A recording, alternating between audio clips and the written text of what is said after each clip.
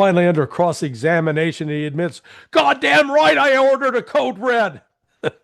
That's just what Stephen Miller and Donald Trump did.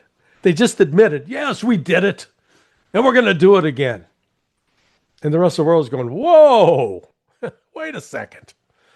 This is so much for the UN. They admitted the UN is a joke.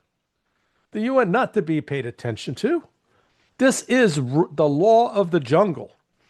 And Dmitry Medvedev, I think, correctly observed and captured and commented on this within the last 24 hours. It says, hey, it's who's the biggest and strongest in the jungle. It's all about force.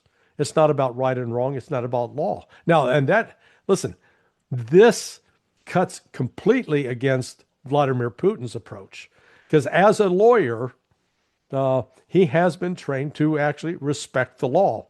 People say, "Oh, that's ridiculous," but no, he's made quite a point about dotting I's, crossing T's, and trying to proceed in a legal manner, in accordance with international law.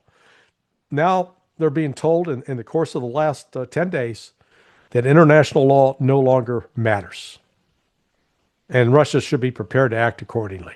Well, this is a problem. If there's no international law and might is right, you're sending a signal out to the international system. If you want to have any protection or assume that you can have security or rights of any kind, it has to be backed by power, by weapons.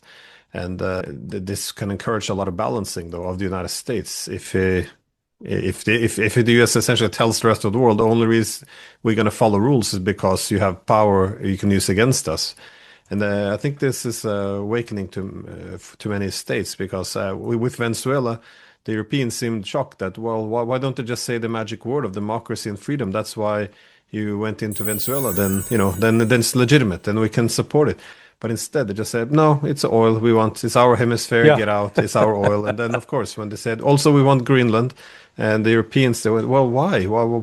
What claim do you have? That's, it's sovereign territory. We need it. And it's just, there's no even, at least in the past, there used to be some kind of a pretense that, well, it might be a law here or there. Now it just seems so like we're ignoring it.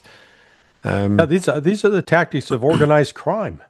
You're the shopkeeper, you're running a deli or a restaurant, and the local mafia guys come in and tell you, hey, you got a nice restaurant here.